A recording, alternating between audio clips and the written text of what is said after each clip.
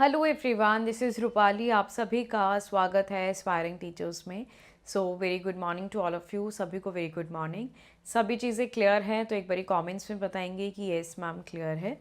इस सेशन के अंदर हम लोग लर्निंग एंड टीचिंग, जो भी आप लोगों का बीएड फर्स्ट ईयर का सब्जेक्ट है, बीएड फर्स्ट ईयर का सब्जेक्ट है लर्निंग एंड टीचिंग, यूनिट 1 से सबसे पहला कॉन्सेप्ट हम लोग यहाँ से देखेंगे कि टीचिंग का कॉन्सेप्ट क्या होता है। जितने भी स्टूडेंट्स यहाँ पे कनेक्ट हो चुके हैं, एक बारी क्लास को शेयर ज़रूर कर दें अपने फ्रेंड्स के साथ। जितना आप लोग शेयर करोगे उतना ही ज़्यादा आप लोगों के लिए बेनिफिशियल होगा। यहाँ पर हम लोग यहाँ से सब्जेक्ट नंबर 3 है ये, ठीक है। चाइल्डहुड की आपको काफ़ी वीडियोस प्रोवाइड कर दी गई हैं, आपकी प्लेलिस्ट होगी, उसको चेकआउट कर लेना। तो क्लास को शेयर ज़रूर कर दें, जल्दी से क्लास को शेयर कर देंगे अपने फ्रेंड्स के साथ एंड लाइक कर देंगे। राइट, क्लियर है? सारी चीज़ें क्लियर हैं? एक बारी कमेंट्स में बताएंगे। Very good morning, great. देखिए, कॉन्सेप्ट ऑफ टीचिंग क्या होता है ये आप लोग मुझे बताइए। और इसके अंदर देखो, जो यूनिट 1 है बेसिकली टीचिंग से रिलेटेड है सारा, कि टीचिंग की इम्पॉर्टेंस क्या है या फिर उसकी करेक्टरिस्टिक्स क्या क्या होती हैं, प्लस उसके साथ लेवल्स ऑफ टीचिंग आपको मिलेगा, फेजेस ऑफ टीचिंग आपको मिलेगा। अभी हम इसमें इस क्लास के अंदर थोड़ा पढ़ेंगे, पर कॉन्सेप्चुअल करेंगे। कॉन्सेप्ट्स आपको क्लियर होने चाहिए, ठीक? समझ में आ गया है? अब आप मुझे बताइए टीचिंग क्या होता है, पढ़ाना या शिक्षण क्या है। मतलब एक टीचिंग एक कॉम्प्लेक्स एक्टिविटी है जिसके अंदर काफ़ी सारी चीज़ें इंक्लूड होती हैं। टीचिंग एक सिंगल सिर्फ आपका ये पढ़ाना नहीं होता, ये एक कॉम्प्लेक्स प्रोसीजर या कॉम्प्लेक्स एक्टिविटी है, क्योंकि इसके अंदर टीचर का जो रोल है, टीचर्स रोल बहुत इम्पॉर्टेंट होता है कि किस तरीके से एक टीचर बच्चे की तरफ यहाँ से काम कर रही है, किस तरह से बच्चा पढ़ रहा है, यहाँ से स्टूडेंट्स की नीड्स को फुलफ़िल करना होता है। स्टूडेंट्स का इंटरेस्ट क्या है, मतलब बच्चा किस चीज़ के अंदर इंटरेस्टेड है उसको देखना, कॉन्सेप्ट को समझाना, बाकी टीचिंग एड्स यूज़ करना समझाने के लिए, है ना। डिफरेंट टीचिंग मेथड्स को यूज़ करना, डिफरेंट लेवल्स ऑफ टीचिंग को देखना, कौन कौन से फेज़ के अंदर बच्चा आता है। तो काफ़ी सारी चीज़ें एक टीचिंग के अंदर इंक्लूड होती है। टीचिंग मतलब ये नहीं कि सिर्फ पढ़ा दिया, टीचिंग का मतलब ये नहीं होता है। टीचिंग का मतलब सारी चीज़ें इन्वॉल्व होती हैं यहाँ पे टीचर और स्टूडेंट के बीच में। टीचर और स्टूडेंट के बीच में किस तरीके से कम्युनिकेशन बैठ पा रहा है, उस कम्युनिकेशन को देखना, ठीक है। उस कम्युनिकेशन को देखना कि टीचर बच्चे के साथ कितना कम्युनिकेट कर पा रहा है या बच्चा टीचर के साथ कितना कम्युनिकेट कर पा रहा है, उसको देखना। सभी चीज़ें वो सारी आपकी एक टीचिंग प्रोसीजर के अंदर आ जाती हैं। Teaching helps to improve the standard. बिल्कुल, आप लोग अपनी तरफ से भी पॉइंट्स लिख सकते हैं जो आपको समझ में, क्योंकि आप लोग भी अल्टीमेटली टीचर्स ही बनेंगे ये कोर्स करने के बाद। तो आप लोग बच्चे के लिए क्या चीज़ इंपॉर्टेंट है उस चीज़ से रिलेटेड आप लोग इसके अंदर लिख सकते हैं। अब देखिए इसकी करेक्टरिस्टिक्स क्या है। टीचिंग आपकी एक सोशल एक्टिविटी है, एक सामाजिक गतिविधि है। कैसे? क्योंकि मैंने आपको बताया ना, टीचर और स्टूडेंट के बीच में यहाँ से कम्युनिकेशन होता है, एक इंटरेक्शन होता है, एक इंटरेक्शन, एक कम्युनिकेशन बैठता है, जिससे दोनों आपस में एक दूसरे की नीड्स को समझते हैं कि टीचर का क्या गोल है, उस गोल को अचीव करना, उस ऑब्जेक्टिव को अचीव करना, ठीक। जब तक जितने स्टूडेंट्स मेरे साथ कमेंट्स के अंदर जुड़े रहेंगे, अपना बताएंगे, उनको as it is a class से ही कॉन्सेप्ट्स क्लियर हो जाएंगे, उनको दोबारा से पढ़ने की ज़रूरत नहीं पड़ेगी।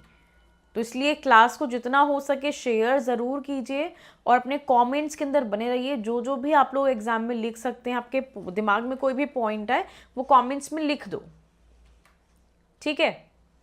Teaching is a process of development. शिक्षण क्या है? एक विकास की एक प्रक्रिया है, क्योंकि वो अल्टीमेटली बच्चे के अंदर इम्प्रूवमेंट चाहती है। और खाली सिर्फ बच्चे में इम्प्रूवमेंट नहीं होता है, स्टूडेंट के साथ साथ टीचर में भी इम्प्रूवमेंट होता है। कैसे होता है? देखो, आज पढ़ाने का तरीका है, आपको लगेगा कि सामने वाले स्टूडेंट को आपका पढ़ाया हुआ नहीं समझ आ रहा है, तो आप अपने पढ़ाने के तरीके में चेंज करोगे। सिमिलरली जो स्टूडेंट है वो आपसे सीख रहा है, आप किस तरह से पढ़ा रहे हो, तो दोनों में ही डेवलपमेंट होता है। Teaching is a system of actions which produces learning. Teaching क्या है, शिक्षण क्या है, विज्ञान के साथ साथ एक कला भी है, और यहाँ से शिक्षण क्रियाओं का एक प्रणाली है जो सीखने के लिए उत्पादन करता है। मीन्स कि एक टीचिंग के एक्शन से हम लर्निंग प्रोड्यूस करते हैं। जैसे मैं पढ़ा रही हूँ, आप इस समय लर्निंग कर रहे हैं, आप इस समय इस कॉन्सेप्ट को समझ रहे हैं, तो ये एक सिस्टम ही तो है जो आपके अंदर लर्निंग को प्रोड्यूस कर रहा है। टीचिंग आर्ट भी है और उसके साथ साथ साइंस भी है, क्योंकि टीचिंग के अंदर टीचिंग मेथड्स, एक्सपेरिमेंट्स, एक्टिविटीज़ सब चीज़ होता है। और एक कला भी है, क्योंकि हर एक टीचर का पढ़ाने का डिफरेंट आर्ट होती है, हर एक टीचर अपनी तरीके से अलग अलग पढ़ाता है, तो टीचिंग एक आर्ट भी है। Teaching is a face to face encounter. इसका मतलब क्या है, हम आमने सामने, देखो आप हम इस समय ऑनलाइन क्लास ले रहे हैं, बट जो फेस टू फेस भी क्लास लेता है, ऑफलाइन क्लासेस होती हैं, तो आप लोग फेस टू फेस बच्चे के एक्सप्रेशंस को रीड आउट कर सकते हो। इस समय मैं हालांकि आपको देख नहीं रही हूँ, बट आप लोग मुझे देख पा रहे हैं और अपने व्यूज़ कमेंट्स के अंदर लिख रहे हैं। तो टीचिंग क्या है, एक फेस टू फेस एनकाउंटर है। आप बच्चों के नीड्स को, उनके दिमाग में क्या चल रहा है, उनके दिमाग में क्या है, वो उनके फेशियल एक्सप्रेशन से आप लोग सीख जाते हो, समझ जाते हो। ठीक है। टीचिंग क्या है, एक ऑब्जर्वेशन है। मीन्स कि मैं आपको ऑब्जर्व कर रही हूँ कि आप किस तरह से क्लास के अंदर प्रेजेंट हैं, कितने स्टूडेंट्स समझ रहे हैं, कितने स्टूडेंट्स कमेंट्स में एक्टिव है। मेजरेबल एंड मॉडिफाइबल है कि हमें लगे कि हमें चेंजेस करने की ज़रूरत है, तो हम लोग पढ़ाने के तरीके में अपना चेंजेस कर सकते हैं। समझ में आ गया, क्लियर हो गया कि टीचिंग क्या होती है और टीचिंग की करेक्टरिस्टिक्स क्या है। अब देखो, जब आप लोग लिखो, टीचिंग का इंट्रोडक्शन दिया आप लोगों ने, चाहे आप लोगों ने पैराग्राफ में दिया या पॉइंट्स में दिया, करेक्टरिस्टिक्स को आप लोग फ्लो चार्ट्स में मेंशन कर सकते हो। फ्लो चार्ट में लिखने के बाद आप लोग उसको पॉइंट्स फॉर्म में एक्सप्लेन कर सकते हो। इट डिपेंड्स कि आप लोग कितने अच्छे तरीके से आंसर को प्रेजेंट कर रहे हैं।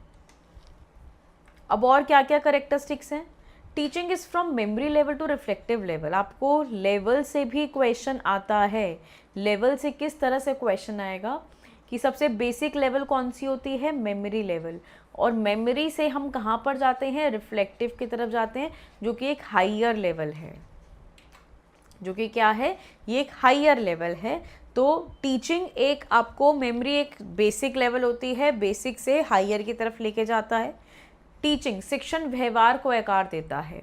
देखो, आज आप लोग मेरे बिहेवियर से सीख रहे होंगे, मेरे पढ़ाने के तरीके सीख रहे होंगे, तो टीचिंग जैसे आप लोग करोगे, जिनसे सीखोगे, आप लोगों को आपके बिहेवियर, बच्चा बहुत सी चीज़ें अपने टीचर से सीखता है, इसलिए उनके बिहेवियर में, मतलब कि उनके बिहेवियर को आकार मिलता है। टीचिंग एक प्रिस्क्रिप्शन है। टीचिंग एक ट्राइपोलर प्रोसेस है। ट्राइपोलर का मतलब है, यहाँ से देखिए, त्रिध्रुवीय प्रक्रिया है। कैसे, देखो, पढ़ाने के अंदर एक टीचर की ज़रूरत है। टीचर किसको पढ़ाएगी, स्टूडेंट को पढ़ाएगी, और उसके साथ साथ हमें क्या चीज़ ज़रूरी है, करिकुलम ज़रूरी है। करिकुलम का मतलब कि आप लोगों का पाठ्यक्रम इम्पॉर्टेंट है, तो इसलिए इसी को बोला गया है ट्राइपोलर प्रोसेस, 3 बिंदु से जुड़ा हुआ। टीचिंग एक लिंग्विस्टिक प्रोसेस है। लिंग्विस्टिक का मतलब भाषाई प्रक्रिया है, जिसके अंदर हम लोग अपनी भाषा में अपने जो भी थॉट्स हैं उनको एक्सप्लेन करते हैं। टीचिंग फैसिलिटेट्स लर्निंग, हमें ये तो समझ में आ ही गया है। टीचिंग सीखने की एक सुविधा देता है, हम लोग लर्निंग करते हैं।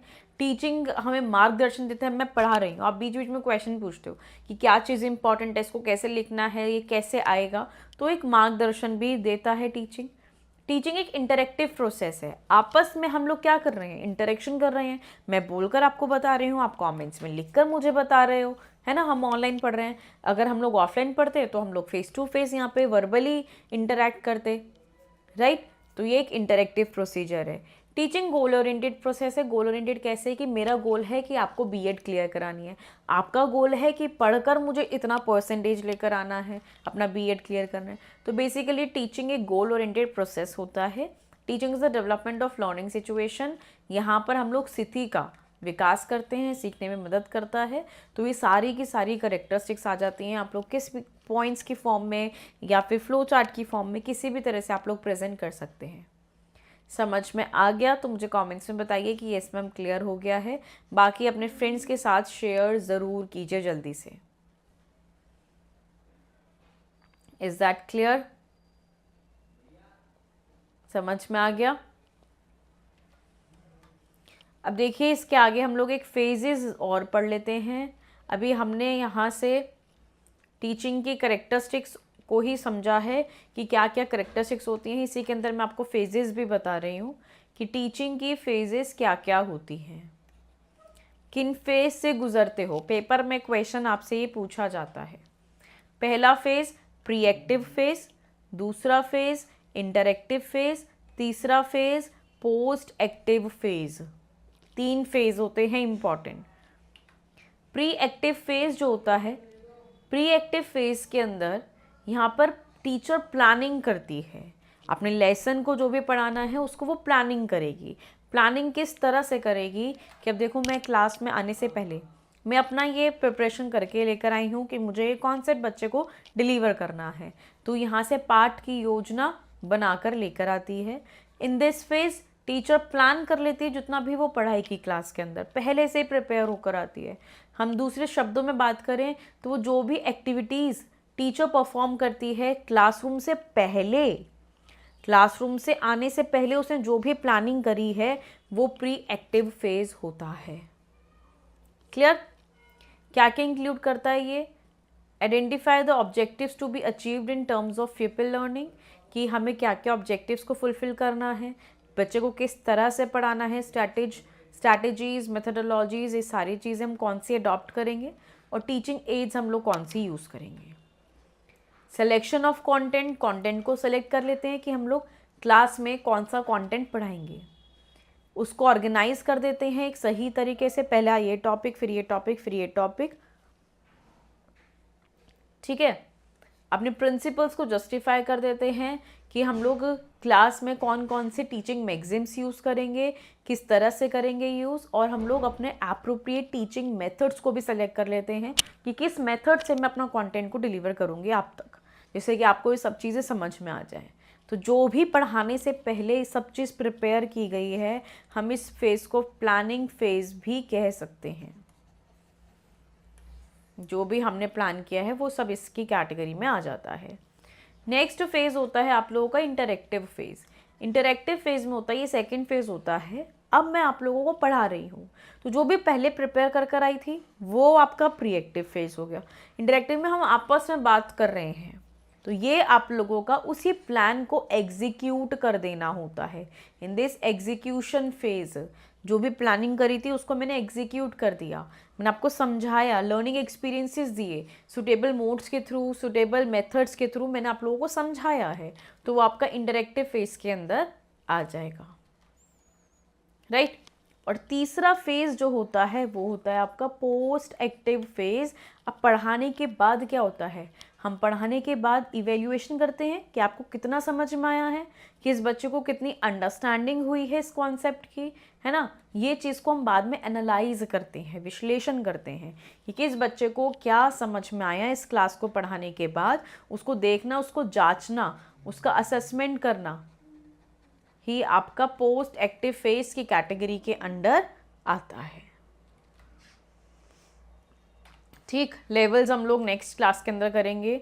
आई होप कि आपको ये जो 3 चीज़ें हमने समझी हैं, टीचिंग का कॉन्सेप्ट, उसके साथ साथ फेजेस और उसकी करेक्टरिस्टिक्स इम्पॉर्टेंट है। मैंने आपको ये समझा देगा, समझ में आ गया तो क्लास में ज़रूर बताइए कमेंट्स के अंदर इस वीडियो के नीचे, और अगर क्लियर हो गया है तो क्लास को आप लोग लाइक शेयर कर सकते हैं अपने फ्रेंड्स के साथ।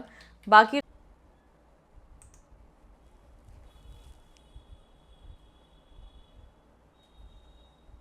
Hello everyone, this is Rupali, आप सभी का स्वागत है एस्पायरिंग टीचर्स में। So very good morning to all of you, सभी को वेरी गुड मॉर्निंग।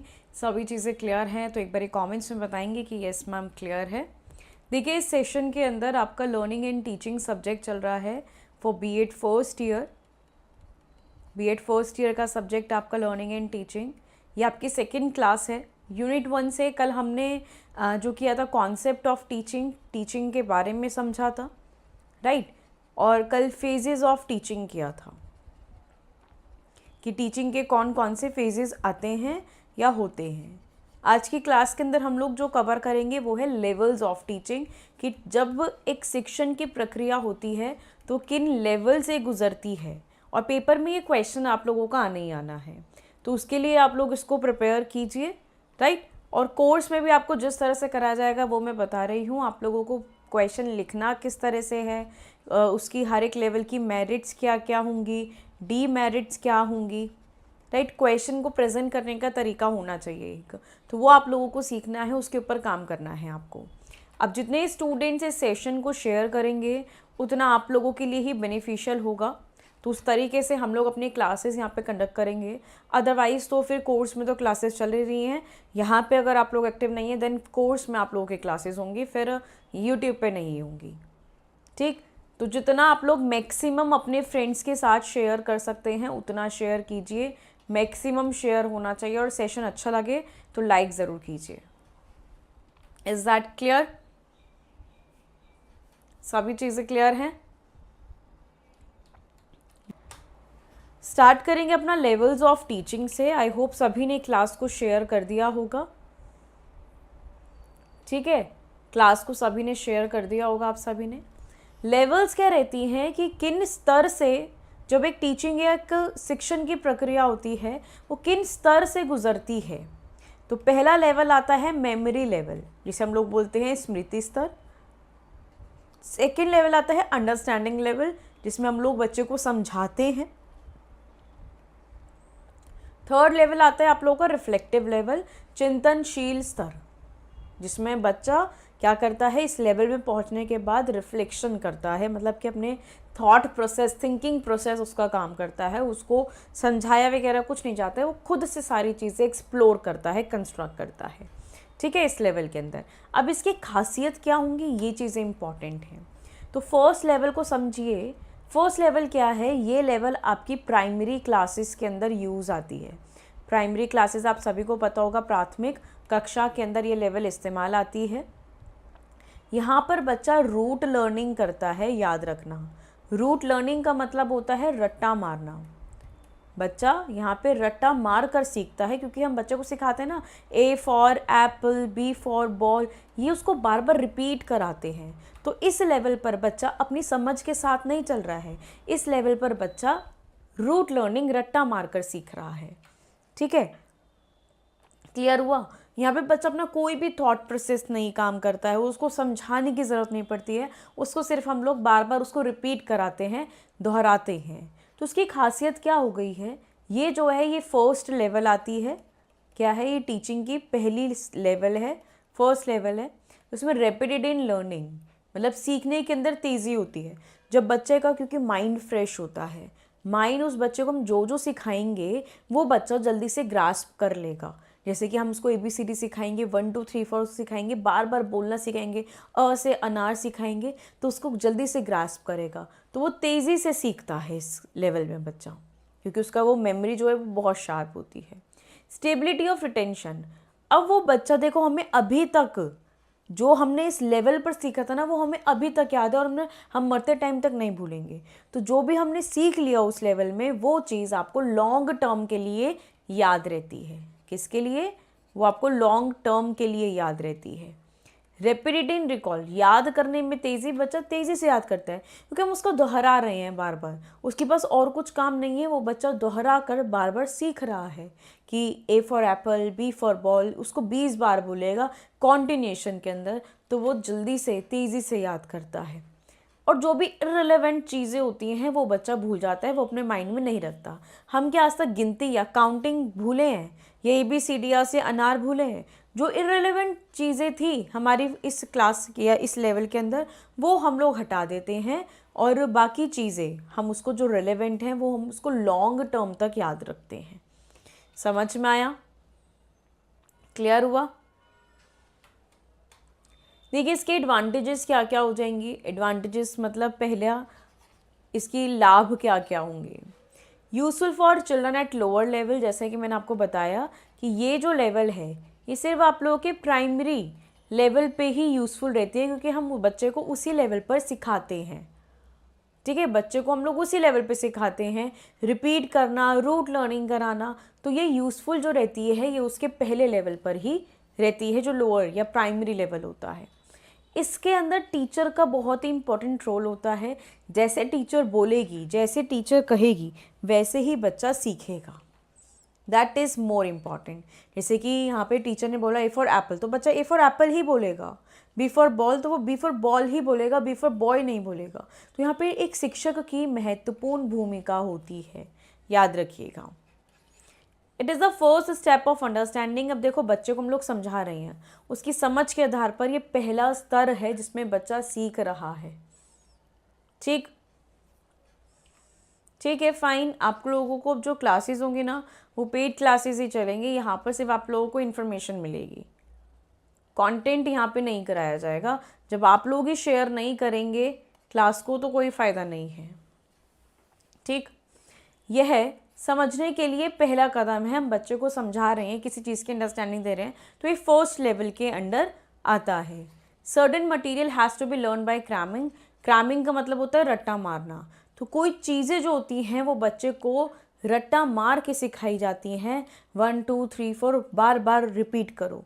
आप लोग ABCD उसको बार बार रिपीट करो, तो बच्चा क्रैम करके मीन्स रूट लर्निंग करके सीखता है। समझ में आ गया?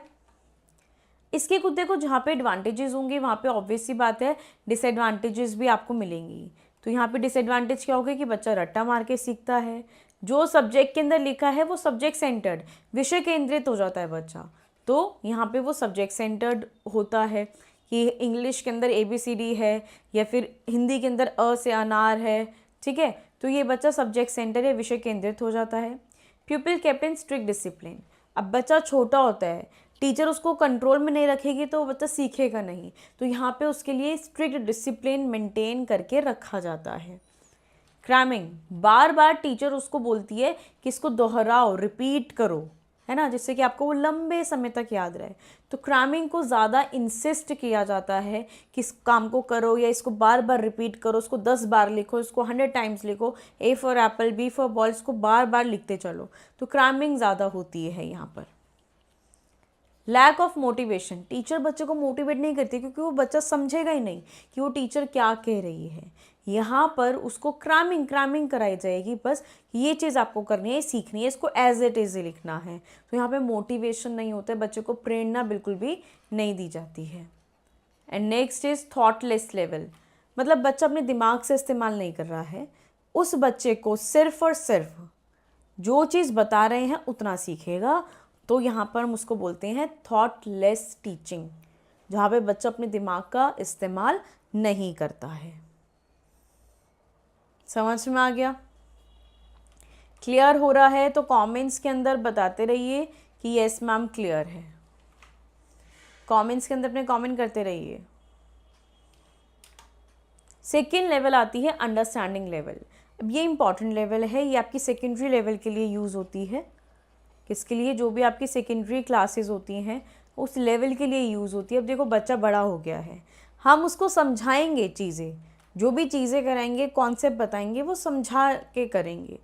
तो ये जो लेवल है मोर यूज़फुल एंड थॉटफुल, क्योंकि बच्चा यहाँ पे ये लेवल उपयोगी भी है और थॉटफुल भी है। बच्चा अपने दिमाग का इस्तेमाल कर रहा है। अब बच्चा क्रैमिंग नहीं करेगा। क्रैमिंग मतलब होता है, जैसे मैंने बताया, रट्टा। तो हम उसको रट्टा मार के नहीं सिखाएंगे। याद करो जब 8th क्लास के अंदर फॉर्मूलाज आते थे मैथ्स में, A+B का होल स्क्वायर क्या होगा, हम रट्टा नहीं मारते थे, हमें चीज़ों को समझाया जाता था, एक्सप्लेन किया जाता था कि ये फॉर्मूला कैसे डिराइव हुआ। तो यहाँ पे क्रैमिंग का प्रोसीजर नहीं होता है। Memory level teaching barrier crossed. अब देखो मेमोरी लेवल में जो भी बैरियर्स थे कि हम उसको रूट लर्निंग से सिखाएंगे, हम उसको यहाँ पर बच्चे को एज इट इज़ ही टीचर का रोल इम्पॉर्टेंट है। वो जो बैरियर्स हैं ना उसको डिसिप्लिन में रखेंगे, वो बैरियर क्रॉस कर जाते हैं हम लोग, क्योंकि वो लेवल सिर्फ प्राइमरी के लिए थी। अब अंडरस्टैंडिंग बच्चा जब समझेगा तभी उसको आगे करेगा। तो ये लेवल थोड़ा सा एक अप 1 लेवल हाई हो जाती है। क्लियर? समझ में आ गया? नेक्स्ट, इसके एडवांटेजेस क्या क्या हैं? Students do not learn by cramming. बच्चा रट्टा मार के नहीं सीखता है, बल्कि अंडरस्टैंडिंग समझ के आधार पे सीखता है।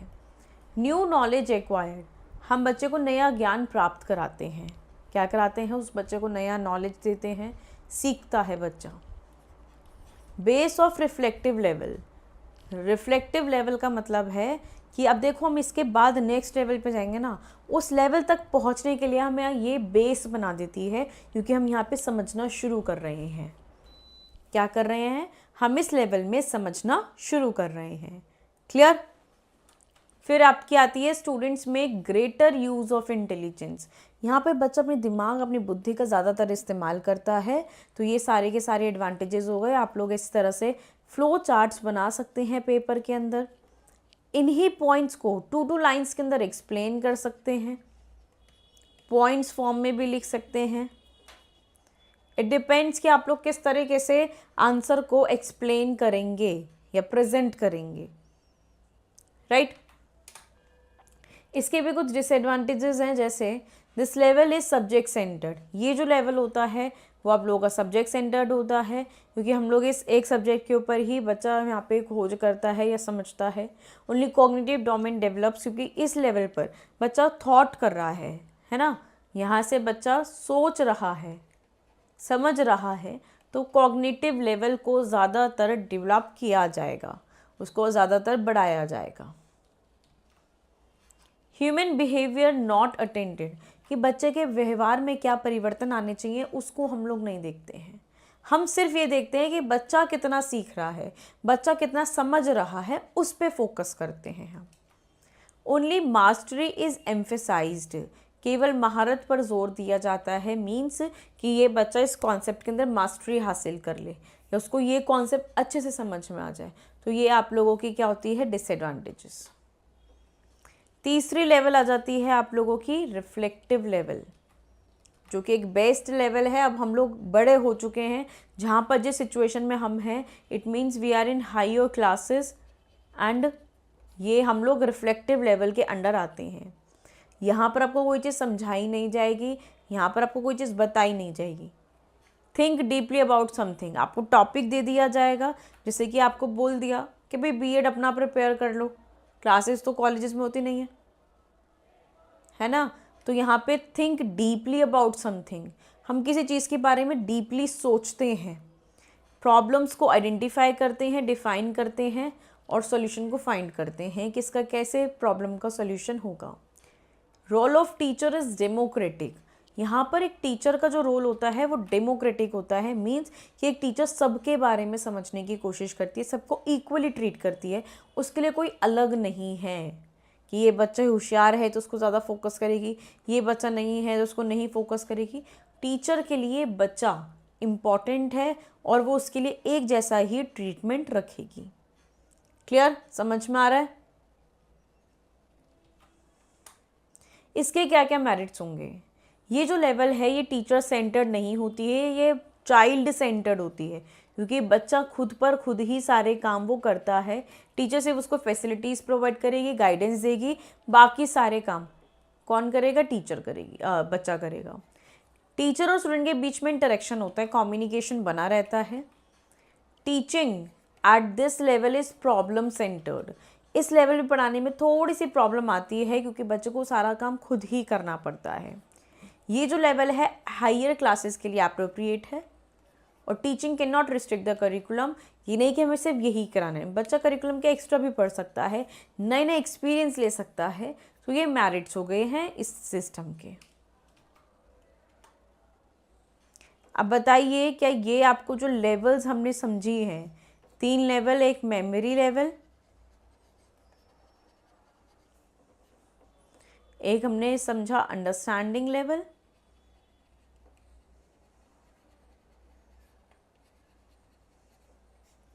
नेक्स्ट रिफ्लेक्टिव लेवल, क्या ये तीनों के तीनों लेवल्स आपको क्लियर हैं?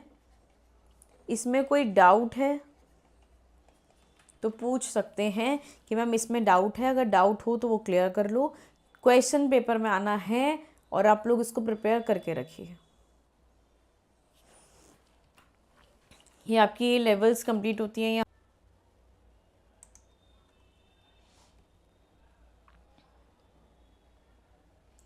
Hello everyone, this is Rupali. आप सभी का स्वागत है एस्पायरिंग टीचर्स में। So very good morning to all of you. सभी को वेरी गुड मॉर्निंग। सभी चीज़ें क्लियर हैं? एक बारी कमेंट्स में बताएंगे कि येस मैम क्लियर है। आज का सेशन बीएड फर्स्ट ईयर का है, लर्निंग एंड टीचिंग सब्जेक्ट आप लोगों का चल रहा है, जिसका टॉपिक रहेगा आज का strategies of teaching. Strategies of teaching, right. Unit 2 का इम्पॉर्टेंट टॉपिक है। देखिए यूनिट 2 के अंदर आप लोगों के मॉडल्स गिवन है, वहाँ से भी क्वेश्चन बनता है, स्ट्रैटेजीज से भी क्वेश्चन बनता है। तो जो भी स्टूडेंट्स यहाँ पे कनेक्ट हो चुके हैं, क्लास को फटाफट से शेयर कर दें एंड लाइक कर दें। जल्दी से क्लास को लाइक एंड शेयर करेंगे जितने भी स्टूडेंट्स यहाँ पे कनेक्टेड हैं, राइट। जितना आप लोग मैक्सिमम शेयर करोगे उतना ज़्यादा आप लोगों को बेनिफिट होगा। और ये बताएंगे कि सभी चीज़ें क्लियर हैं या नहीं है। Everything is clear? जल्दी से कमेंट्स में ज़रूर बताइए।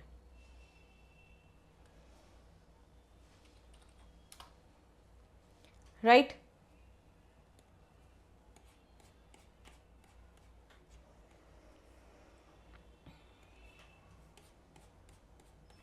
देखिए क्वेश्चन कैसे बनता है, what you mean by teaching strategies. मतलब हम लोग शिक्षण करते हैं तो शिक्षण की रणनीति कौन कौन सी होती हैं, डिफरेंट आपकी बुक में दी हुई है। मैं सारी तो नहीं करा रही हूँ यहाँ पर। अभी पहले हम लोग एक स्ट्रैटेजी को डिस्कस करेंगे, हम लोग किस तरीके से पढ़ेंगे, ये किस तरीके से हमें आंसर को अटेम्प्ट करना है, ये आप लोगों को आइडिया मिल जाए। तो ये जो टीचिंग स्ट्रैटेजी है, कौन कौन से टाइप्स होते हैं टीचिंग स्ट्रैटेजीज के, ये भी हम लोग डिस्कस कर लेंगे। ठीक। तो देखो स्ट्रैटेजी क्या होती है, रणनीति। अब टीचिंग स्ट्रैटेजी के बारे में हम लोग बात कर रहे हैं, तो टीचिंग स्ट्रैटेजीज क्या हैं? सभी की डिफरेंट स्ट्रैटेजीज होती हैं, डिफरेंट मेथड्स होते हैं पढ़ाने के। सबके अलग अलग तरीका है, तौर तरीका अलग होता है। मेथड्स कोई कैसे यूज़ करता है, कोई किसी चीज़ को ज़्यादा एक्सप्लेन करता है, कोई किसी चीज़ को रीडिंग करता है। मतलब हर एक टीचर का अपना एक पैटर्न है पढ़ाने का। तो हम ये उसी के बारे में बात कर रहे हैं। Teaching strategies, teacher different strategies को यूज़ कर अपना कॉन्सेप्ट को बच्चे को समझाती हैं। अब देखो मेरा मेथड है कि मैं आप लोगों को एक टॉपिक को उसके इन्फॉर्मेशन दे दूँ, उसके बारे में समझा दूँ, फिर उसको बताऊँ कि किस तरीके से लिखना है, तो आपके कहीं डाउट ना रहे। कुछ टीचर्स होते हैं, किसी का डिफरेंट मेथड होता है पढ़ाने का, तो स्टूडेंट को जिसको अच्छा लगे वो उससे पढ़ना पसंद करता है, जिससे उसको समझ में आए। तो ये टीचिंग स्ट्रैटेजी क्या बोलता है, ये हेल्प करता है स्टूडेंट्स को to learn the desired course. Means कि जैसे आप लोग बीएड के बारे में पढ़ रहे हैं, आपका डिज़ायर क्या है कि मैं बीएड को कंप्लीट कर दूँ, तो वो उस डिज़ायर्ड कोर्स को यहाँ से समझाने में मदद करता है। ठीक है। And able to achieve goal in future. आप लोग अपना पेपर, जब फ्यूचर ही तो हुआ, वो पेपर आपके एग्जाम्स फ्यूचर में होंगे, मतलब कि 3 to 4 months बाद होंगे। तो आप लोगों का गोल क्या है कि मैं बीएड के अंदर कम से कम 80% ले आऊँ। तो ये अपने गोल को अचीव करने के लिए मदद करता है। समझ में आ गया? It is only part of comprehensive development plan. अब देखो टीचिंग स्ट्रैटेजी क्या है, ये तो है नहीं कि आप लोगों यहाँ पर आज ही मैंने एक स्ट्रैटेजी बना ली अपनी पढ़ाने की या समझाने के तरीके की। सभी लोग अपने ऊपर काम करते हैं, एक कॉम्प्रिहेंसिव डेवलपमेंट प्लान बनाते हैं कि जैसे मुझे आज ये टॉपिक समझाना था, इसके पहले से ही मैं आप लोगों का प्लान, मतलब कि अपना कंटेंट, ये सारी चीज़ें रेडी करी कि मुझे इस तरह से समझाना है, स्टूडेंट को इस तरीके से समझ में आएगा। तो एक कॉम्प्रिहेंसिव तरीके से डेवलपमेंट प्लान रेडी करा जाता है। ठीक है। टीचर अपना टीचिंग टास्क करने से पहले ही वो ये स्ट्रैटेजी को अपने दिमाग में बिठा लेती है कि इस तरीके से मैं ये यूज़ करूँगी। अब देखो टीचिंग स्ट्रैटेजीज के क्या क्या फीचर्स हो गए, इसकी सुविधाएं क्या क्या हो गई। कि सबसे पहली बात तो हमें ये लक्ष्य निर्देशित करती है कि हमारा गोल क्या था। हमारा गोल था कि हम 80% अचीव करेंगे, तो उस गोल को अचीव करने में मदद करती है, उस गोल्स को अचीव करने में मदद करती है। ठीक, समझ में आ गया है? आपको कहीं पे भी डाउट लगे कि ये डाउट है, तो वो चीज़ मैं आप लोगों को क्लियर करा दूंगी। आप लोग मुझे कमेंट्स के अंदर बने रहिए और पूछते रहिए कि यहाँ पर ये चीज़ डाउट है या ये चीज़ मुझे कंफर्म करनी है। ठीक है, चलिए आगे बढ़ते हैं। Next point is tool use to accomplish a task. मतलब डिफरेंट डिफरेंट टूल्स को यूज़ किया जाता है अपने एक टास्क। मेरा टास्क था, मुझे ये टॉपिक आपको समझाना है।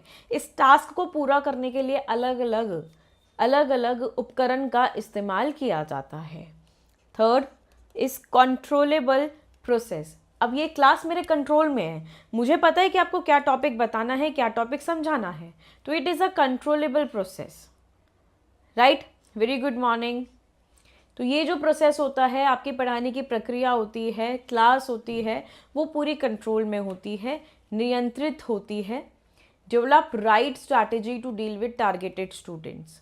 अब देखो यहाँ पे आप लोग इस तरीके से पेपर में फ्लो चार्ट्स बनाकर इसको 2 लाइन्स के अंदर या 2 to 3 लाइन्स के अंदर अपना आप एक्सप्लेन कर सकते हो, उसको स्ट्रेच आउट कर सकते हो। Means teaching strategy helps in goal direction, ठीक है, हमारे गोल को निर्देशित करती है, so that we are able to achieve our goals, हम अपने गोल्स को अचीव कर सकें। इस तरीके से आप लोगों को अपने इन पॉइंट्स को स्ट्रेच आउट करना है, right. Next point is help students to learn desired course, और जो हमने अभी इसके इंट्रोडक्शन में ही पढ़ा उसी से ही आप लोग फीचर्स निकाल सकते हो, अलग से करने की ज़रूरत नहीं पड़ेगी। अब देखो टाइप्स क्या क्या हैं, इसके डिफरेंट डिफरेंट रणनीति के प्रकार क्या हैं।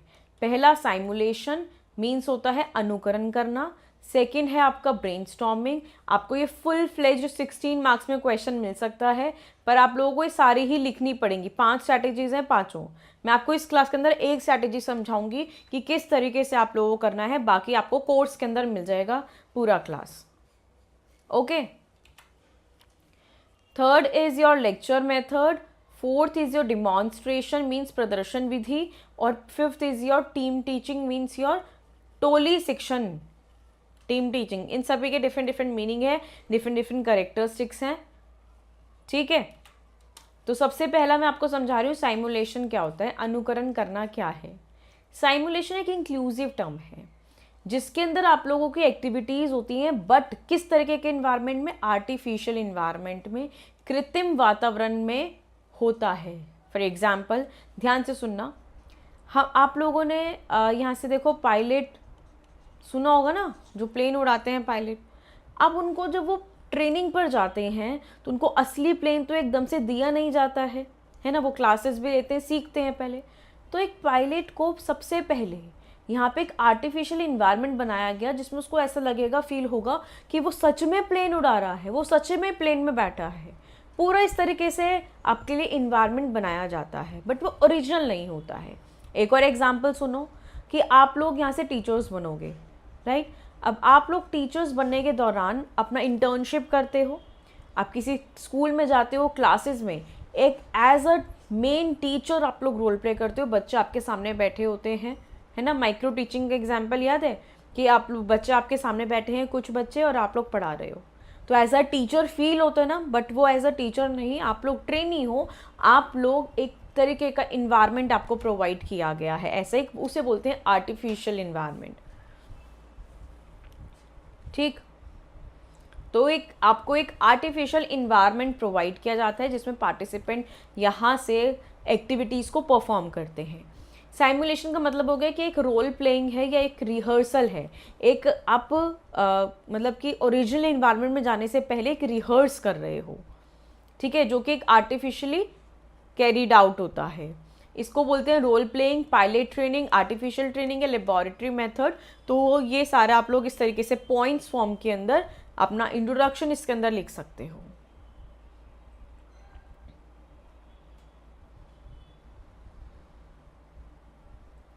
ठीक। नेक्स्ट, इसी मेथड की कैरेक्टरिस्टिक्स क्या है। इंट्रोडक्शन लिखकर फ्लो चार्ट बनाओ। आप लोगों को एक ही क्वेश्चन में एटलीस्ट 16 मार्क्स का क्वेश्चन आएगा, तो उसके अंदर आप लोगों को काफ़ी सारे पेजेस फिल करने हैं, तो आप लोग इंट्रोडक्शन लिखो, फ्लो चार्ट बनाओ, उसको एक्सप्लेन करो। इस तरीके से हम लोग फिलअप करेंगे अपनी शीट्स। कैरेक्टरिस्टिक्स क्या हो गई, ये सबसे कन्वीनियंट मेथड है कि आप लोगों को आसान लगेगा। हम आर्टिफिशियल इन्वायरमेंट जाने से पहले एक रिहर्स कर रहे हैं, तो वो आपके लिए कन्वीनियंट हो जाता है। It can be used in research work. हम लोग इस मेथड को रिसर्च, अपनी कोई भी एक्सपेरिमेंट कर रहे हैं, कोई भी रिसर्च कर रहे हैं, उसके अंदर इस्तेमाल कर सकते हैं। ये मेथड इफ़ेक्टिव है जिसमें आप लोगों को फीडबैक मिलता है, आपने सही किया या गलत करा। याद है जब माइक्रो टीचिंग का कॉन्सेप्ट आपको समझाया था, आपने पढ़ाया, पढ़ाने के बाद एक आपके इंचार्ज आपको फीडबैक देते हैं कि आपने किस तरह से पढ़ाया, फिर आप लोग उस पर काम करते हो, फिर आप लोग यहाँ से पढ़ाते हो, फिर फीडबैक मिलता है, तो आप लोगों को इसके अंदर प्रतिपुष्टि प्रदान की जाती है सुधार करने के लिए। It can be use for rehearsal, जैसे कि मैंने आपको वो पॉइंट बताया कि हम इस मेथड को एक रिहर्सल के तौर तरीके में इस्तेमाल कर सकते हैं। ठीक है। And effective for practice of teaching skills, ये मेथड बहुत इफेक्टिव है। अगर टीचिंग स्किल्स की आप लोग प्रैक्टिस कर रहे हो तो आप क्लास में जाते हो, पढ़ाते हो, टीचर से आपको फीडबैक मिलता है, फिर आप लोग एक टॉपिक प्लान करते हो, फिर पढ़ाते हो, तो ये टीचिंग स्किल्स को प्रैक्टिस करने के लिए एक बहुत ही प्रभावशाली विधि है। समझ में आ गया? Very good morning. काफ़ी सारे स्टूडेंट्स पूछ रहे हैं कि भैया एग्ज़ाम कब होंगे। मैं ये भी आप लोगों के डाउट एंड क्वेरीज आपके सेशंस लेती रहती हूँ। अभी आपका पढ़ने का क्लास है तो पढ़िए, इसमें भी आप लोग यही कॉन्सेप्ट पूछोगे तो कोई फ़ायदा नहीं है, बीच में फिर ना डिस्ट्रैक्ट हो जाते हो। प्रोसीजर, अब देखो यहाँ पे इस मेथड को, ये स्ट्रैटेजी को जब हम लोग इम्प्लाई करते हैं तो कौन सा प्रोसीजर यूज़ करते हैं। पहला, असाइनमेंट ऑफ रोल्स। हमने आपको रोल असाइन कर दिया कि आपको ये रोल करना है, आपको भूमिकाएं दे दी। हम फिर उससे आप क्या करोगे, सेलेक्ट करोगे, डिस्कशन करोगे कि कौन कौन से सोशल स्किल्स को आपको प्रैक्टिस करनी है, कौन से किस तरीके से मेथड को पढ़ाना है। आप लोग उसी वर्क शेड्यूल को प्रिपेयर करोगे कि मैं ये टॉपिक पढ़ाऊँगी, मैं ये चीज़ करूँगी। फिर उसको डिटरमिन करोगे कि हम कौन सी टेक्निक से कर सकते हैं, उसको ऑर्गेनाइज कर दोगे, अच्छी तरीके से संगठित कर दोगे। संगठित करने के बाद ऑल्टरिंग द प्रोसीजर, अगर आपको लगे कि उसमें कुछ गड़बड़ है तो हम लोग उसको ऑल्टर कर सकते हैं, उसको हम लोग चेंज कर सकते हैं। Very good morning. समझ में आ गया है? क्लियर है? अब इसके एडवांटेजेस भी होती हैं, तो हमें एक एक स्ट्रैटेजी के इसी तरह से ही कंटेंट आपको लर्न करना है और इस तरह से आप लोग लिख सकते हैं। देखो, जितना आप लोगों के सामने कंटेंट लिखा होगा ना, उतना आप लोग कंफ्यूज हो जाओगे कि मैं क्या पढूं, क्या क्या याद करूं। मैं इसलिए पॉइंट्स फॉर्म में आपको छोटे छोटे पॉइंट्स बता देती हूँ कि ये आपके पॉइंट्स माइंड में रहे, आप लोगों को आसानी हो जाए लिखने में। राइट? समझ में आ गया?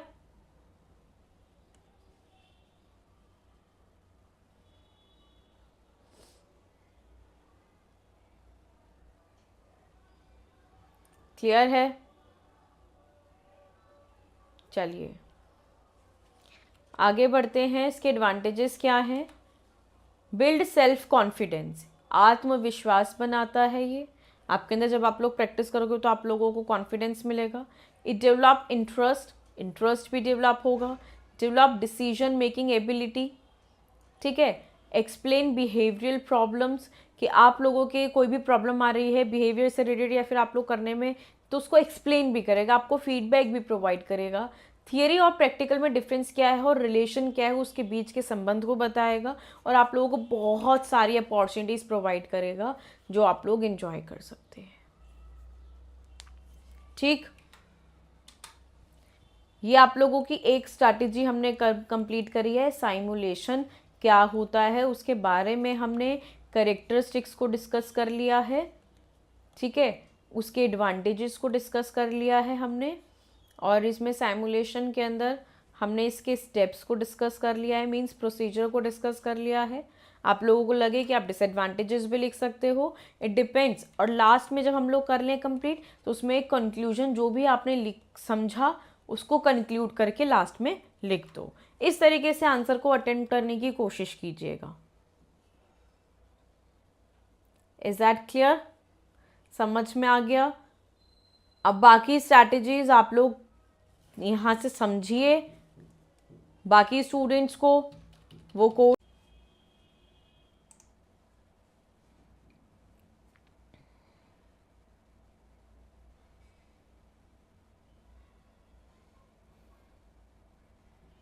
Hello everyone, this is Rupali. आप सभी का स्वागत है एस्पायरिंग टीचर्स में। So very good morning to all of you. सभी को वेरी गुड मॉर्निंग। सभी चीज़ें क्लियर हैं तो एक बारी कमेंट्स में बताएंगे कि येस मैम क्लियर है। इस सेशन के अंदर आप लोगों का B.Ed फर्स्ट ईयर की क्लास है आज। राइट, हम लोग यहाँ से ऑल्टरनेट डेज पे कर रहे हैं, एक दिन फर्स्ट ईयर एक दिन सेकेंड ईयर। आज बीएड फर्स्ट ईयर की क्लास है लर्निंग एंड टीचिंग की, जिसके अंदर हम लोग कॉन्सेप्ट समझेंगे अपना, और टॉपिक जो रहेगा वो है कॉन्सेप्ट ऑफ लर्निंग। इससे पहले हमने कॉन्सेप्ट ऑफ टीचिंग समझा था, टीचिंग के कुछ लेवल्स एंड फिजिक्स समझे थे। आज की क्लास के अंदर हम लोग लर्निंग का कॉन्सेप्ट समझेंगे, क्योंकि बेसिकली सब्जेक्ट ही आपका ये है लर्निंग एंड टीचिंग। टीचिंग हमने समझा, अब लर्निंग की बारी है। क्लियर, ये चीज़ समझ में आ गई। अब तैयारी आप लोगों की कैसी चल रही है? देखिए MGPRU के तो एग्ज़ाम्स आ ही गए हैं, 2 दिन बाद उनके उस यूनिवर्सिटी के एग्ज़ाम्स हैं। CCSU का नेक्स्ट मंथ है एग्ज़ाम आपका, ठीक है। बात करते हैं MDU, CRSU यूनिवर्सिटी या फिर गुरुग्राम यूनिवर्सिटी, काफ़ी सारी यूनिवर्सिटीज़, कुरुक्षेत्र यूनिवर्सिटी, इनके एग्ज़ाम्स आप लोगों के जून जुलाई में कंडक्ट हो जाएंगे। तैयारी आप लोगों को बढ़िया करनी है, समय आप सभी के पास ही एक समझ लो इक्वल है, और हमें अपनी तैयारी में मतलब कि जितना बचा है उसको अच्छे से प्रिपरेशन करके रख दीजिए, जिससे कि बाद में कोई प्रॉब्लम ना आए। Right, all clear. कोई भी डाउट हो आप लोग कमेंट करके पूछ सकते हैं। अपनी क्लास को जितना आप लोग मैक्सिमम शेयर करोगे उतना आपके लिए बेनिफिट है, तो क्लास को शेयर ज़रूर करें सभी के सभी students. Is that clear? Class को सभी के सभी स्टूडेंट्स शेयर ज़रूर करें। क्लियर है सभी चीज़ें? कर दो। क्वेश्चन किस टाइप से आता है कि लर्निंग क्या है और उसकी करेक्टरिस्टिक्स आपको बतानी है। बेसिकली सीखना क्या होता है और सीखने की विशेषताएं क्या है। लर्निंग की अगर बात करें तो लर्निंग एक मॉडिफिकेशन होता है हमारे बिहेवियर के अंदर, जो हमें क्या हमारे एक्सपीरियंसेस से मिलता है। तो सीखना क्या है? अनुभव के परिणाम स्वरूप व्यवहार के अंदर जब भी संशोधन होता है उसको हम लोग लर्निंग कहते हैं। आज आप क्लास में सीख रहे हो या आप कोई एकेडमी में गए हो वहाँ से सीख रहे हो, तो भाई आप एक्सपीरियंस ले रहे हो, और एक्सपीरियंस की वजह से आपके व्यवहार के अंदर परिवर्तन हो रहा है, दैट इज़ लर्निंग। जब भी बिहेवियर में चेंजेस आएँ तो वो क्या है? वो लर्निंग है। The process of learning continues through out the life. ये जो लर्निंग का प्रोसीजर है ये आपकी लाइफ पर जब तक जिंदा हो तब तक चलता रहेगा, क्योंकि हम लोग बुढ़ापे में भी सीखेंगे। हम लोग मतलब कि सीखने की कोई उम्र नहीं होती है, तो इससे थ्रू आउट द लाइफ चलता है। Human development take place through learning. भाई विकास जो होता है वो किसकी वजह से होता है? हम सीखते हैं, मेच्योर होते हैं, है ना। तो मेच्योरेशन और लर्निंग दोनों को गुणा कर दे तो विकास होता है। सिमिलरली जो ह्यूमन डेवलपमेंट है वो कब टेक प्लेस करता है? जब हमारी लर्निंग होती है, और हमारी लर्निंग की वजह से हमारे व्यवहार के अंदर परिवर्तन आता है। समझ में आया? अब देखो इस तरीके से आप लोग फ्लो चार्ट्स यूज़ कर कर आप यहाँ से पेपर को अटेम्प्ट कर सकते हो। So characteristics of learning. Characteristics of learning क्या बताता है? पहला पॉइंट, इसकी क्या खासियत है कि ये कॉन्टिन्यूस प्रोसीजर है, सतत प्रक्रिया है जो कि चलती रहेगी। मैंने आपको वही बताया कि जब बच्चा यहाँ से पैदा होता है, जन्म लेता है, उसके वो एक्सपीरियंस करना शुरू कर देता है, उसके आसपास क्या है, चीज़ों को अनुभव कर रहा है, वहीं से उसकी लर्निंग शुरू हो जाती है और उसकी लाइफ तक चलती है। ये हमारे बिहेवियर में चेंज लेकर आता है, व्यवहार में परिवर्तन करता है, उसको मॉडिफाई करता है, हम कुछ नया सीखते हैं। आज मैं आपको बोलूँ कि आप आज बहुत ही ज़्यादा आलसी हो, पढ़ने में दिमाग नहीं लगाते हो, बातों में लगे रहते हो, तो आप लोगों को कुछ लेक्चर मिलेगा, कुछ लर्निंग मिलेगी, आप सीखोगे तो अपने चेंज करोगे व्यवहार के अंदर। ये यूनिवर्सल प्रोसेस है, ये सार्वभौमिक प्रक्रिया है, सभी के लिए एक समान है, जैसे ही चलती रहेगी। बच्चा यहाँ से सीखता रहेगा, अपना एक्सपीरियंस करेगा, क्योंकि हर सभी लोगों का जैसे एक्सपीरियंस अलग अलग होता है। तो बच्चा भी सीखेगा ही, बड़े भी सीखेंगे ही, तो ये आपका यूनिवर्सल प्रोसेस है। Next, learning is adjustment. भाई लर्निंग आपको क्या सिखाता है? समायोजन करना। हमारा इन्वायरमेंट है, हम इस इन्वायरमेंट के अंदर कैसे एडजस्ट होते हैं, अपने आसपास की सोसाइटी, अपने समाज के साथ कैसे चलते हैं, तो वो क्या है? लर्निंग आपको एडजस्टमेंट करना सिखाती है अपने इन्वायरमेंट के अंदर। ठीक, समझ में आ रहा है? क्लास को अपनी सभी व्हाट्सएप ग्रुप में शेयर ज़रूर करें। क्लियर हो रहा है या नहीं हो रहा है ये कमेंट्स में बताते रहिए। It is purposive. भाई लर्निंग का देखो अपना पर्पस होता है, आप सभी को पता है। लक्ष्य होता है, उस लक्ष्य को हासिल करना। हम क्यों सीख रहे हैं, आप यहाँ पे क्यों आ रहे हो पढ़ने, आपको समझ आ रहा है, आपको क्लासेस अटेंड करनी है, आप इसलिए आ रहे हो पढ़ने। तो आपकी जो लर्निंग होती है, लर्निंग का कुछ भी पर्पस होता है, पर्पसिव होती है, गोल ओरिएंटेड। आप ये क्लास जो अटेंड कर रहे हो वो इसलिए कर रहे हो क्योंकि आपका गोल है कि आप अपने पेपर में अच्छे मार्क्स ला सको, अपने पेपर को क्लियर कर सको। तो भाई आप सभी स्टूडेंट्स इसलिए यहाँ पे कनेक्ट हो रहे हो क्योंकि आप अपना गोल अचीव करना चाहते हो। ठीक। Next is process of development. Process of development कहलाता है विकास की प्रक्रिया की एक प्रोसीजर है भाई, ये एक प्रक्रिया है जो कि विकास हमारा चलता रहेगा, हमारा डेवलपमेंट रुकता नहीं है। सिमिलरली लर्निंग नहीं रुकती है, तो जैसे हमारा डेवलपमेंट नहीं रुकता है, वो चलता रहता है, तो उसी के साथ साथ हमारी लर्निंग भी कंटिन्यू चलती रहती है क्योंकि ये एक प्रक्रिया है, विकास की ही प्रक्रिया है। इसलिए helps in achieving teaching learning objective, हमारी जो टीचिंग लर्निंग ऑब्जेक्टिव्स होते हैं उनको अचीव करने में मदद करता है। ठीक है, हमारी टीचिंग लर्निंग ऑब्जेक्टिव्स को अचीव करने में मदद करता है। तो ये 8 करेक्टरिस्टिक्स मैंने आपको बता दी हैं जिसे आप लोग याद कर सकते हैं लर्निंग की, और इम्पॉर्टेंट है। आपका पेपर में क्वेश्चन आपको मिलेगा, टीचिंग से भी मिल सकता है, लर्निंग से भी मिल सकता है, कि लर्निंग का क्या कॉन्सेप्ट है या फिर टीचिंग का क्या कॉन्सेप्ट है। समझ में आ गया? यहाँ से कोई डाउट है तो पूछ लो। अभी तक कोई डाउट है, फिर आगे बढ़ेंगे इसके कि हम और किस तरीके से लिख सकते हैं आंसर को। बताइए, कोई डाउट अभी तक? अब इसे की एस्पेक्ट्स क्या क्या आ जाते हैं, हम जब लर्निंग करते हैं तो इस कॉन्सेप्ट ऑफ लर्निंग के अंदर क्या क्या प्रमुख मुख्य आ जाते हैं। Acquisition of information, learning involve क्या करती है, न्यू इन्फॉर्मेशन को लेना। देखो हम लोग अपने आसपास के जगह से एक्सपीरियंस करते हैं, नई इन्फॉर्मेशन को हासिल करते हैं, चाहे वो फैक्चुअल नॉलेज हो, प्रोसीजरल नॉलेज हो, एब्स्ट्रैक्ट हो, कॉन्क्रीट हो, कैसी भी हो, हम अपने आसपास से इन्फॉर्मेशन को एक्वायर करते हैं। ठीक है, और कैसे? ऑब्जर्व करके कर सकते हैं, रीडिंग करके, इंस्ट्रक्ट करके, एक्सपीरियंस करके, किसी भी फॉर्म के अंदर हम लोग एक्सपीरियंस कर सकते हैं अपनी लर्निंग को। Is that clear? समझ में आ गया? Next is understanding and comprehension.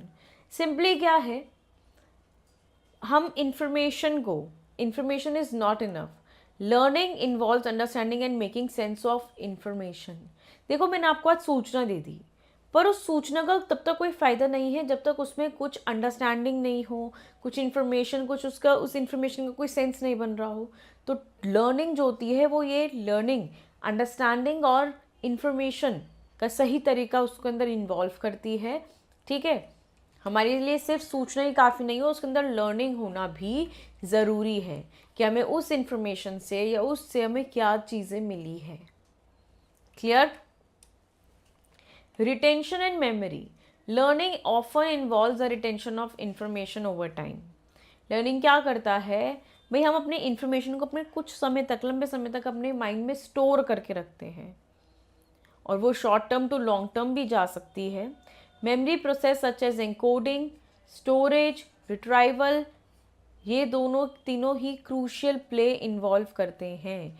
जैसे कि हम लोग, जैसे मैंने आपको कोई भी मैसेज लिख दिया, उसको इनकोड करके डिकोड करना, फिर अपने माइंड में स्टोर कर लेना, फिर उसको रिट्राइव करना। जैसे कि हम अभी पढ़ रहे हैं, आपका एग्ज़ाम 2 महीने बाद है, आप इस इन्फॉर्मेशन को अपने माइंड में स्टोर कर लोगे कि हमने क्या पढ़ा, फिर उसको दोबारा से रिट्राइव करोगे, दोबारा से यहाँ से याद करोगे कि इसमें क्या था, हमने क्या पढ़ा था। तो वो क्या है, वो आप लोगों का रिटेंशन एंड मेमोरी है कि हम लोग समझ लेते हैं, बाद में जब ज़रूरत हो उसको दोबारा से दोहरा लेते हैं। Application and transfer, effective learning जो होती है, जैसे कि बियॉन्ड रूट मेमोराइजेशन, उसके अंदर रूट मेमोराइजेशन रटने से काफ़ी ऊपर है। It involves acquired knowledge and skills. देखो हमें अगर अपनी, जैसे मैंने आपको बताया, हमने अपने माइंड के अंदर स्टोर कर रखी थी, अगर आपने ये कॉन्सेप्ट समझा है तो समझने अगर आपने रट्टा मारा है तो याद नहीं रहेगा कुछ भी, बट अगर आपने ये कॉन्सेप्ट मेरे साथ समझा है तो आप इस नॉलेज को जो आपने अपने माइंड के अंदर स्टोर करी है अपने स्किल्स के लिए इम्प्लाई कर सकते हो, उससे आप लोग नॉलेज अपना ज्ञान ले सकते हो, तो ये एप्लीकेशन और दूसरे को समझा भी सकते हो। ठीक है। अडेप्टेशन एंड चेंज क्या है? Learning inherently link to adaptation and change. As individual encounter new information and situations, they may need to adjust their existing beliefs. Adaptation and change क्या कह रहा है?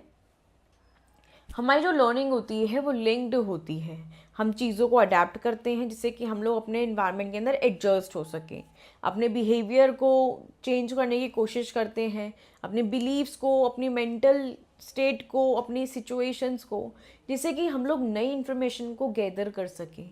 अब गैदर करेंगे तो हमें अपने चेंजेस भी करने पड़ेंगे, तो अपने अंदर चेंज लाने के लिए हम लोग अडेप्ट करते हैं। Feedback and reinforcement. Feedback mechanism क्या होता है? वेदर इंटरनल और external are essential for learning. अब आप यहाँ से पढ़ रहे हो, आप मुझे मैं आपको ये समझा रही हूँ, जब तक आप लोग मुझे फीडबैक नहीं दोगे तो मुझे कैसे पता चलेगा आपको समझ में आया या नहीं आया, आपको क्लास समझ में आ रही है नहीं आ रही है, टॉपिक क्लियर हो रहा है नहीं हो रहा। तो फीडबैक इम्पॉर्टेंट है, राइट? Feedback is must. तो फीडबैक क्या होता है? फीडबैक एक एक्यूरेसी और इफेक्टिवनेस को लेकर आता है, जिससे कि आप लोग अपने अंदर एडजस्टमेंट और इम्प्रूवमेंट्स कर सकते हैं। ठीक, आप अपने अंदर सुधार ला सकते हैं, इसलिए फीडबैक इम्पॉर्टेंट होता है। अब फीडबैक कैसा भी हो, पॉजिटिव हो नेगेटिव हो, कैसा मर्जी हो। Motivation and engagement. देखो, लर्निंग से हम लोग अपने आप को मोटिवेट करते हैं, हमारे अंदर क्यूरियोसिटी जागती है, इंटरेस्ट, रुचि जागती है हमारे अंदर, हम जिज्ञासु होते हैं पढ़ने के लिए, है ना। तो इंडिविजुअल इंटरेस्ट इन गोल्स हमारे अंदर मोटिवेट करते हैं, जिससे कि हम लोग अपनी लर्निंग को और डीप करें। आप ये क्लास अटेंड कर रहे हो तो इस क्लास को अटेंड करने के लिए आप लोग मोटिवेटेड हो रहे हो। अगर समझ में आ रहा होगा तो आप लोगों को लगेगा कि मैं कल भी क्लास अटेंड करूँगी, तो और मैं अपनी सिलेबस को कंप्लीट करके रख दूँगी, तो आप खुद से मोटिवेट हो रहे हो। इंडिविजुअल एंड सोशल एस्पेक्ट, ये क्या बोलता है? ये सारे मैंने आपको एस्पेक्ट, करेक्टरिस्टिक्स और इसके फीचर्स, ये सारी चीज़ मैंने आपको लर्निंग की करा दी है कि लर्निंग क्या होता है। ये एक इंडिविजुअल लेवल पे अगर करती है, हर एक पर्सन डिफरेंट डिफरेंट इन्फॉर्मेशन लेता है, जिससे कि वो इंटरैक्ट करने की बात करता है, सामाजिक बातचीत करता है, उनके साथ कम्युनिकेट करेगा, ऑब्जर्व करेगा दूसरे को। तो इसीलिए ये सभी चीज़ें एक इम्पॉर्टेंट रोल प्ले करती हैं हमारी लर्निंग के अंदर। समझ में आ गया? क्लियर है तो मुझे बताइए कि यस मैम क्लियर है, तो हम आगे बढ़ेंगे।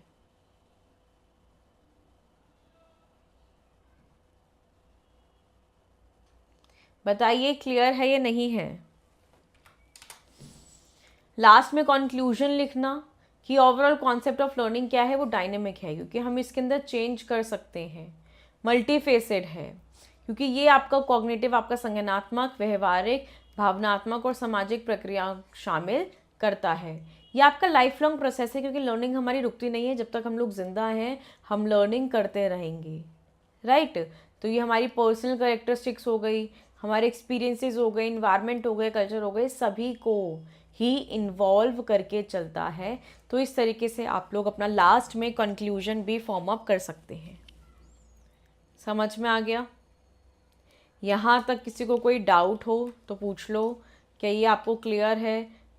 लर्निंग के कॉन्सेप्ट्स, इसके फीचर्स, इसकी करेक्टरिस्टिक्स, किस तरह से लिखना है पेपर में आप लोगों को। अब मैं यहाँ से कंटेंट तो आपको समझा रही हूँ, ये इससे भी डीप में आप लोगों को कोर्स के अंदर प्रोवाइड हो जाएगा, पीडीएफ्स वगैरह, किस तरह से आंसर को अटेम्प्ट करना है। तो आप लोग यहाँ से ज़रूर, आप लोग यहाँ से क्लास अगर अच्छी लगे तो आप लोग लाइक शेयर ज़रूर कीजिए। और बाकी जो भी स्टूडेंट्स चाहता है कि हमें मतलब अच्छा स्कोर लाना है, कंटेंट के साथ पढ़ना है, 85 to 90% का टारगेट लेके चल रहा है।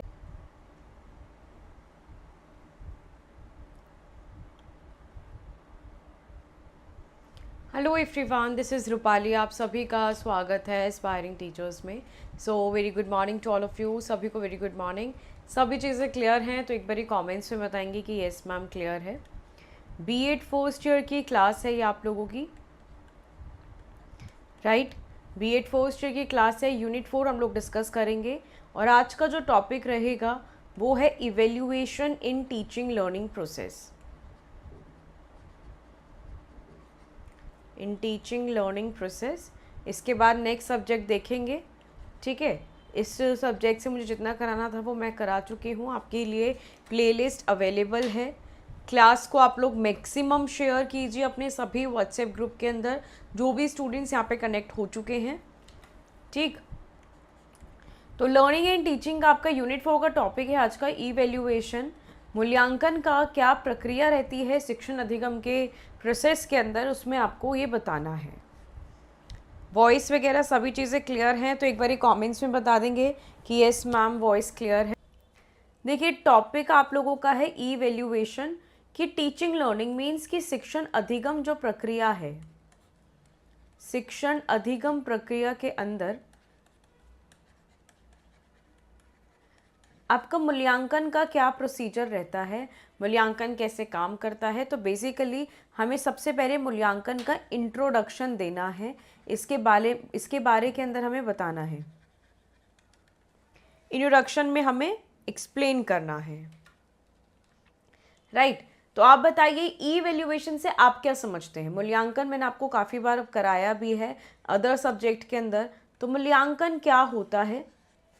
मूल्यांकन एक प्रोसेस है जो कि असेस करता है, असेसिंग, मेजरिंग। क्या चीज़ असेस और मेजर करेगा? एजुकेशनल सिस्टम, कि भाई जो हमारा एजुकेशनल सिस्टम है वो कैसे चल रहा है, बच्चे के अंदर प्रोग्रेस हो रही है या नहीं हो रही है। और आपको एक चीज़ बताई थी हमने, एक असेसमेंट का टर्म पढ़ा था कि आकलन क्या है प्लस मेजरमेंट, मापन क्या है। अगर हम इन दोनों को प्लस कर दें, जोड़ दें, तो हमें क्या रिजल्ट मिलता है? हमें इवैल्यूएशन मिलता है। वही प्रोसीजर यहाँ पर मैंने आप लोगों को डिस्क्राइब किया था कि मूल्यांकन क्या है, वो सम टोटल है असेसमेंट और मेजरमेंट का। क्योंकि इवैल्यूएशन दोनों ही चीज़ें लेके चलता है, ये क्वांटिटेटिव भी चलता है और आपके साथ ये क्वालिटेटिव भी चलता है, ठीक है। क्वांटिटेटिव भी होगा और क्वालिटेटिव भी होगा। इसलिए इन दोनों को मिलाकर हम लोग ये देखते हैं, चेकआउट करते हैं कि हमारा एजुकेशनल सिस्टम कितना प्रॉपरली वर्क कर रहा है, कितना नहीं कर रहा है, हम उसको मेजर करते हैं। अब बच्चे को मूल्यांकन से क्या मदद मिलती है? तो जो स्टूडेंट है या चाइल्ड है वो एक्वायर करता है अपने ऑब्जेक्टिव्स, मीन्स कि उसके उद्देश्य क्या हैं। उद्देश्य हैं कि ज्ञान लेना, नॉलेज लेनी, ठीक है। अंडरस्टैंडिंग मीन्स समझ आना चाहिए, जो भी आपकी क्लासेस में या आपको पढ़ाया जा रहा है वो चीज़ अंडरस्टैंड होनी चाहिए। आपके अंदर स्किल्स डेवलप होने चाहिए, एटीट्यूड के अंदर, अभिवृत्ति के अंदर चेंज आना चाहिए। जो भी हम लोग क्लासरूम लर्निंग कर रहे हैं उसका ये ऑब्जेक्टिव है। बच्चे का बेसिकली उसको ज्ञान मिलेगा, समझ में आना चाहिए, स्किल्स बढ़ने चाहिए, उसके मूल्य बढ़ने चाहिए और साथ ही में अभिवृत्ति के अंदर चेंज होना चाहिए। ये बेसिकली इवैल्यूएशन का इंट्रोडक्शन में आपको लिखना है। Very good morning. अब देखिए इसी के बाद इसकी कैरेक्टरिस्टिक्स क्या क्या आ जाती हैं। इवैल्यूएशन आप सभी को फीडबैक प्रोवाइड करता है, प्रतिपुष्टि देता है। कैसे? कि भाई बच्चे ने कैसे काम किया है, बच्चे की प्रोग्रेस कैसी है, बच्चा यहाँ पे प्रोग्रेस कर रहा है या फिर वो डाउनवर्ड जा रहा है, सुधार नहीं हो रहा है। तो इन सभी के बारे में प्रतिपुष्टि कौन देता है? इवैल्यूएशन प्रोवाइड करता है। अपने गोल को अटेन करने के लिए, आपका जो भी लक्ष्य है उसको प्राप्त करने के लिए आपको मोटिवेट करता है। गिव्स अ जजमेंट, निर्णय देता है कि इस बच्चे को उसकी परफॉर्मेंस के बेसिस पर पास किया जाए या फिर फेल किया जाए। तो उसके बेसिस पर आपको जजमेंट भी प्रोवाइड करता है। इस तरीके से आप लोग अपने पेपर के अंदर फ्लो चार्ट्स बना सकते हैं, आपके लिए यूज़फुल रहेगा। क्लियर है? समझ में आ गई? Next, provide remedial measures. Remedial measure का मतलब उपचारात्मक उपाय प्रदान करेगा कि जहाँ पर अगर देखो बच्चा फेल हो रहा है, हम उसके साथ क्या क्या चीज़ें कर सकते हैं, उसको एक्स्ट्रा क्लास प्रोवाइड कर सकते हैं या नहीं कर सकते, या एक बार रीवैल्यूएशन के लिए टाइम दे सकते हैं या नहीं दे सकते। तो ये रेमिडियल मेजर्स आप लोगों को प्रोवाइड करेगा। एजुकेशन के अंदर जितने भी डिसीजन मेकिंग हैं वो यहाँ पर लिए जाते हैं। बिल्ड गुड स्टडी हैबिट्स, बच्चों के अंदर एक अच्छी आदत को बनाता है, यहाँ पे बनाते हैं कि जिससे कि बच्चा स्टडी करे, और टीचर्स को हेल्प करता है एक्टिविटीज़ को प्लान करने के अंदर कि योजना गतिविधि। आज ये मैंने आपको टॉपिक कराया, इसके बाद में आपके लिए क्या टॉपिक पढ़ाऊँगी। आपकी मॉर्निंग के अंदर यहाँ पे यूट्यूब पे क्लास होती है, इवनिंग में एप्लीकेशन पर। ठीक, समझ में आ गया कि टीचर्स को हेल्प करता है कि अपने बारे में, मतलब कि बच्चे को क्या पढ़ाना है, लेसन प्लान कैसे करने, मतलब कि सारी चीज़ों एक्टिविटीज़ को प्लान करने में ईवैल्यूएशन मदद करता है। इसके साथ साथ आ जाते हैं ईवैल्यूएशन के डिवाइसेस। अब देखो, बच्चे का मूल्यांकन करना है तो कुछ उपकरण या फिर डिवाइसेस होंगे जो कि मदद करेंगे इसके अंदर। तो यहाँ पर पहला आ जाता है आपका रिटन एग्जामिनेशन। रिटन एग्जामिनेशन क्या होता है कि लिखकर परीक्षा देना, जैसे कि पहले टाइम पर होती थी, अब भी होती है कि हम ऑनलाइन या ऑफलाइन जो भी है रिटन पेपर देते हैं, रिटन एग्जामिनेशन देते हैं। जैसे कि आपका बीएड का एग्जाम है वो रिटन है, आपको थियोरी बिल्कुल पूरी लिख कर आनी है। ओरल एग्जामिनेशन, आपके जैसे कि वाइवा कंडक्ट होते हैं, है ना, आपसे क्वेश्चन डेमो लिया जाता है या फिर कुछ भी क्वेश्चन आंसर्स आपसे पूछे जाते हैं ओरली, मौखिक तौर पर, तो उसको हम लोग क्या कहते हैं, ओरल एग्जामिनेशन कहते हैं। Next is your practical examination. Practical examination में क्या आ जाएगा, जैसे कि आप लोग बीएड कर रहे हैं तो प्रैक्टिकल आपके लिए क्या हो गया, आप सेकेंड ईयर के अंदर डेमो दोगे कि कैसे पढ़ाते हैं बच्चे को, तो वो जो डेमो हो गया वो आप प्रैक्टिकल दे के बता रहे हो ना। तो ये आप लोगों का आ गया रिटन, ओरल, प्रैक्टिकल। समझ में आ रहा है। Next point is your observation. अब टीचर क्या करती है, आपको क्लास के अंदर ऑब्जर्व करती है, आपको अवलोकन करती है कि आप क्लास के अंदर कैसी एक्टिविटीज़ कर रहे हैं, आप एक्टिव हैं या नहीं हैं। ये सारी चीज़ें टीचर देखती है और उसी के बेसिस पर ही आप लोगों के यहाँ से जजमेंट प्रोवाइड करती है, आपको निर्णय देती है। तो ये आप लोगों का ऑब्जर्वेशन आ गया। पांचवा पॉइंट आ जाता है इंटरव्यू। मतलब ये सारे डिवाइसेस वो हैं कि आज के टाइम पर हम इनको इस्तेमाल कर रहे हैं, हम इनको यूज़ कर रहे हैं। ठीक, समझ में आया, क्लियर है इतनी बात। तो यहाँ से आपका आ गया इंटरव्यू मीन्स साक्षात्कार। इंटरव्यू का मतलब होता है आपसे क्वेश्चन एंड आंसर्स पूछना, आपके बारे में डेटा को कलेक्ट करना, इंफॉर्मेशन कलेक्ट करना, चाहे वो आप लोगों के यहाँ से काम की हो या फिर आपकी स्टडी हैबिट्स, सारी चीज़ें आपका कैलकुलेट करना। समझ में आ गया।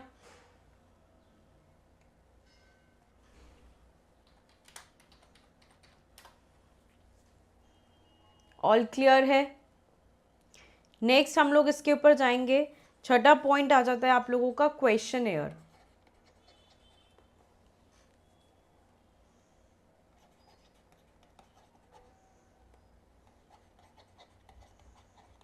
क्वेश्चनेयर क्या होती है, आप लोगों की प्रश्नावली।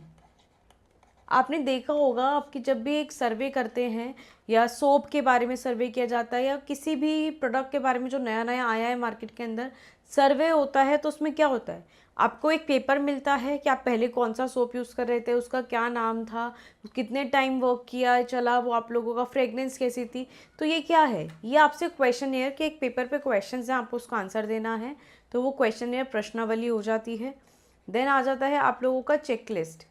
चेकलिस्ट इस टाइप, जैसे कि आप लोगों ने आपसे क्वेश्चंस, रिपोर्ट कार्ड के अंदर नीचे भी आप लोग देखोगे तो आपके पास ये ऑप्शंस होते हैं, बॉक्स होते हैं, उसके सामने लिखा होता है कि बच्चे का बिहेवियर कैसा है, रूड है, पोलाइट है, काम है, तो हम उसके ऊपर टिक कर देते हैं कि जैसा भी बच्चे का है बिहेवियर है, क्लासरूम में आप लोग ऑब्जर्व कर रहे हो, तो वो चेक लिस्ट की कैटेगरी के अंडर आ जाता है।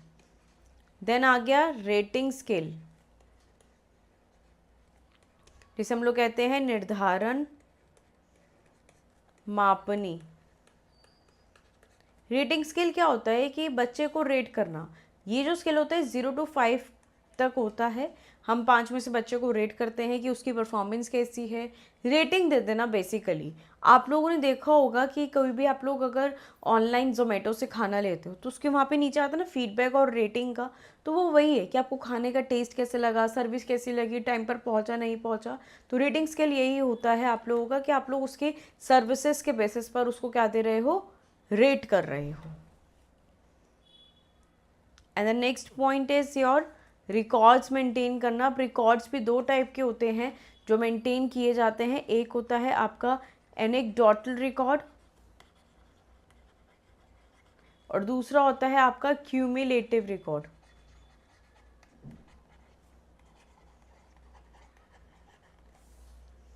समझ में आ गया? देखिए एनेक्डोटल और क्यूमुलेटिव में डिफरेंस क्या है। एनेक्डोटल रिकॉर्ड जो होता है ये आपकी क्लास टीचर्स मेंटेन करती हैं।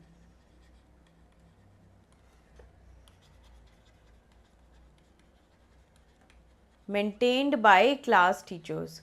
सबसे पहली बात तो याद रखना, एनेक्डोटल रिकॉर्ड्स को कौन प्रिपेयर करता है, क्लास टीचर्स प्रिपेयर करती हैं कि बच्चे के बारे में क्या इन्फॉर्मेशन है या फिर बच्चे की क्लास में क्या परफॉर्मेंस है।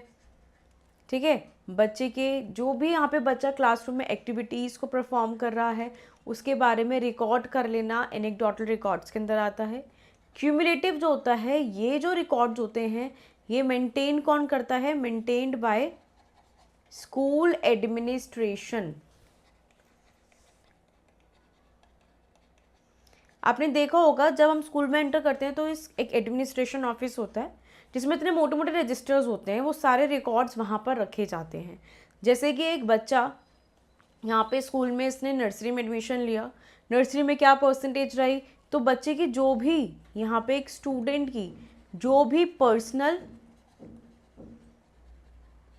और उसकी जो भी क्लासरूम से रिलेटेड या फिर उसके घर की पर्सनल, क्लासरूम, उसकी फैमिली से रिलेटेड, इन सभी इंफॉर्मेशन को रिकॉर्ड करके रखता है, उसे बोलते हैं क्यूमुलेटिव रिकॉर्ड्स।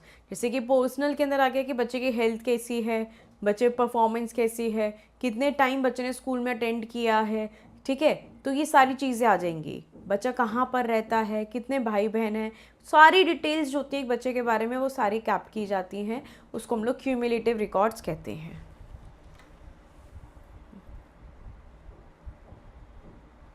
समझ में आया या नहीं आया, इसमें कोई डाउट है आपको तो पूछ लो कि ये डाउट है मैम ये बता दो। कोई भी डाउट आपको लग रहा हो, ये सारे आपके इवेल्यूएशन डिवाइसेस आ सकते हैं पेपर में। बाकी बेसिकली इवेल्यूएशन से आप लोगों का फुल फ्लेज्ड क्वेश्चन भी बनता है, what is evaluation and what is the role of evaluation teaching learning process. आप लोग उसको एक्सप्लेन करो, करेक्टरिस्टिक्स, इंट्रोडक्शन, उसके इवेल्यूएशन के डिवाइसेस, आप लोगों को सारी चीज़ें एक्सप्लेन करनी पड़ेंगी।